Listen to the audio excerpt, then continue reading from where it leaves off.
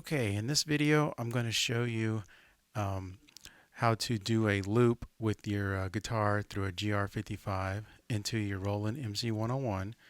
I've already done a video where I've shown you exactly how to trigger each one of the tracks, so I'm not going to go through that again. I will put a description below, but what I'm going to do is going to show you what I've recorded so far, and then we're going to use the Boss RC-5 loop station, create another loop, and then I'm going to add in the Korg Wavestate and get a full ambient sound. So here we go. Let me go ahead and bring this in slowly so you can see each track.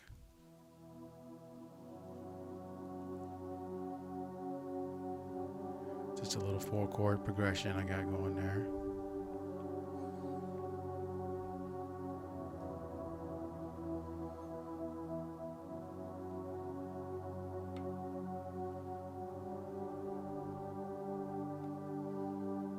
So this is the retro choir pad, is that one. So then let me get on number 3. This is the synth Vox 1.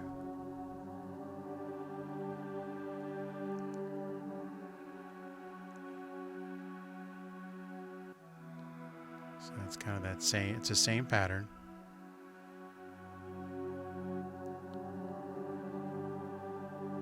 And then I'm going to bring in a retro choir pad.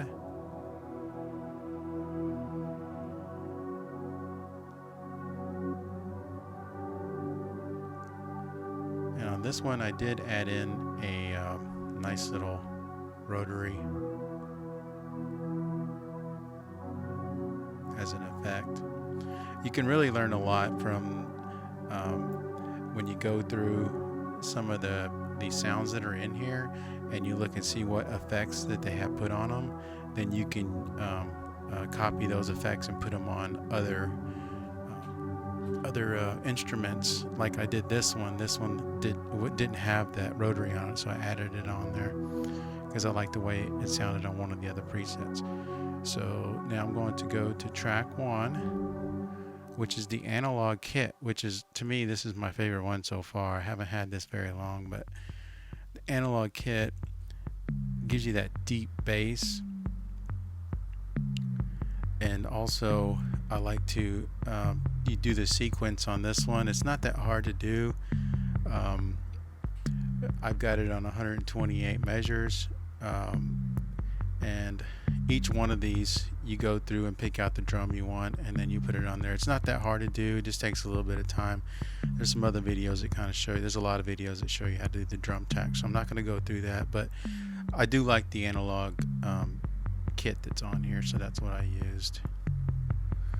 Alright, so now I'm kind of just going to bring them all in.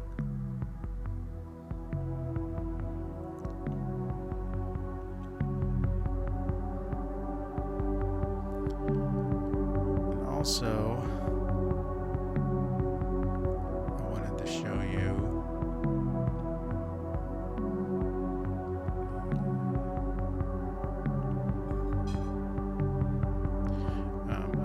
I've got this set up on 3 different clips. So that was clip 2 that was playing. This is clip 1. And really the only difference between clip 1 and clip 2 are the drums.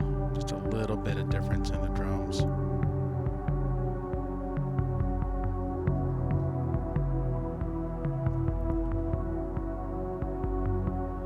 Very subtle difference. And then on clip 3 it kind of just drops the drums but keeps everything else going. So this is what you could use during a bridge or something, or going from a chorus back to the verse or something like that. Just a temporary deal, and then kind of go back into your verse or your chorus. Okay, so this is real fundamental here. Now I'm going to go ahead and switch over to where I'm going to include the RC-5 loop station and also start triggering the Korg.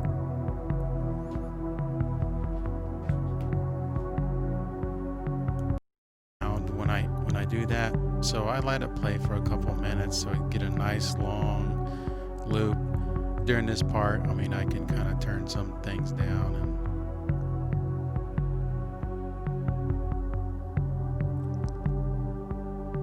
I've also made different clips, so now the next clip, you're not going to really be able to tell the difference too much between the clips, because really the only thing that's changed is the drum pattern. So I'll switch it back to one again and quit talking so you can hear what I'm talking about here.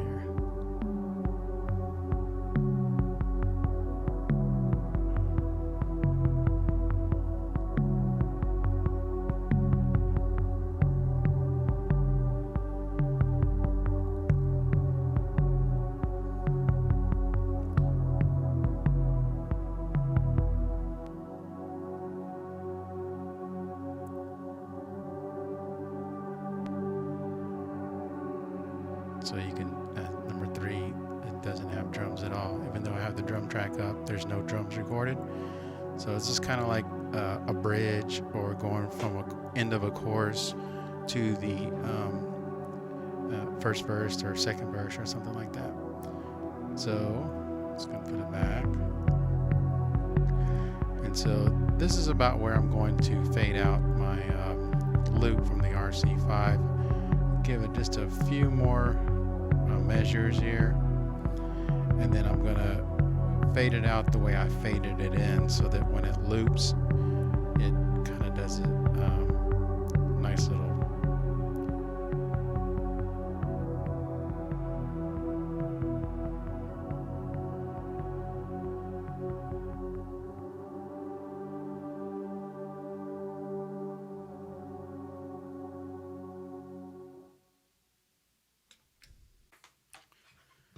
Okay, now what we're going to do is we're going to use a GR-55.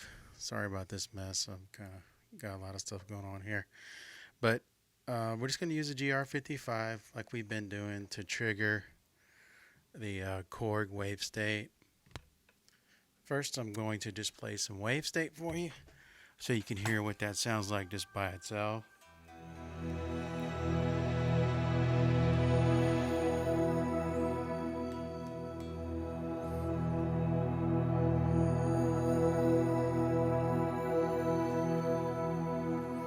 It's got a pretty good sound. The longer you let it ring out, it plays different things. I'm pretty sure everybody's familiar with that, but I don't think I've seen a lot of videos where guitars triggered it. So that's kind of what this little video is about here. So now I'm going to add the GR-55. This is called nylon string.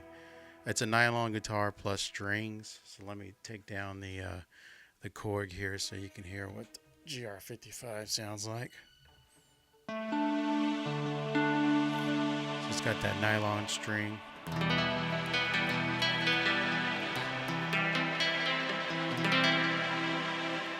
So then I'm going to bring back Korg.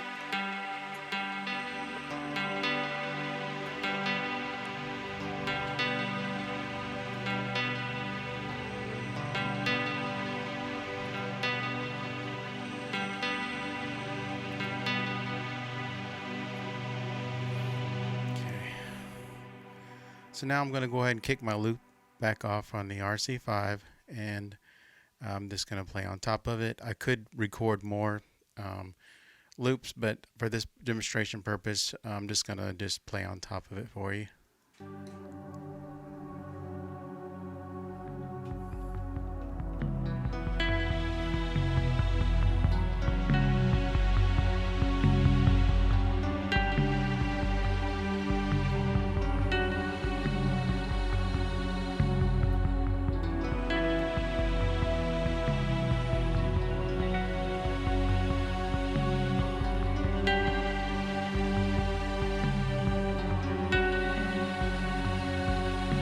Just change it up a little bit here on the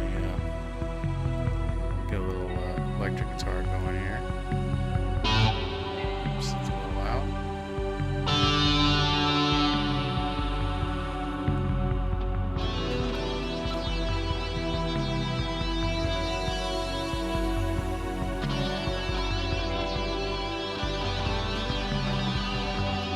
Now when I changed the patch on my GR-55, it changed the patch on the Korg. Now it's on old school motion. So let me turn down the GR-55 so you can. So that's what old school motion sounds like, which I don't really want.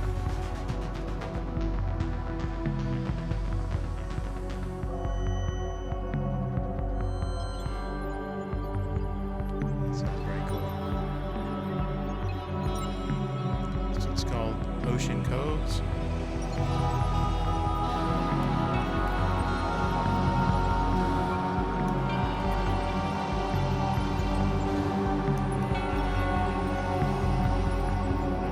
Bring in the electric a little bit.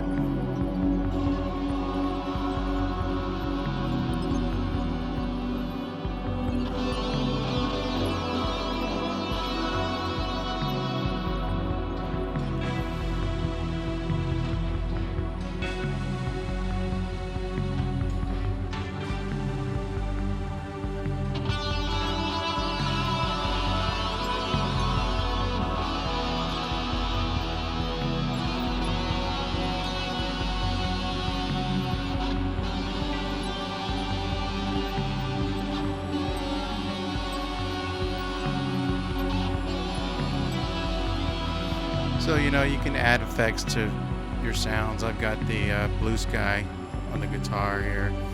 And then the Korg, I don't really need to add anything. The Korg has some really, really good effects on it already. And just like on the other ones, if you go through the presets and you find a effect that's on there, just look and see what it is, and then go back to whatever you were on and add that effect in there. So pretty much all these MIDI controlled instruments will do that. It's a good way to learn. Korg Electribe is the same way. But I guess that's it for this video. I just wanted to go through this. Like I said, I have a video that goes through how to trigger the MC101 with the GR-55. And it's basically the same process for the Korg. You just go out to in, and then you set your different ones to channel 1, and then you go accordingly. On the Korg, I triggered the Roland MC101. I triggered the Korg with the Roland MC101. On this one, you can go tick for tack. You go 1 here, and then you set it here to global channel 1 there, and then 2 here. You change it to channel 2, and then so whatever you hit here, it's going to trigger there. So when you hit a pattern, whatever say this one, this number 3 only hits once or twice in a measure, then it's only going to trigger the Korg once or twice in the measure. It works pretty good that way. So it's just a lot of fun to trigger different instruments with your guitar. I know there's a lot of people who used to play live.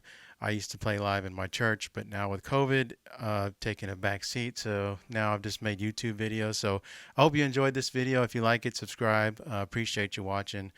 Thank you very much.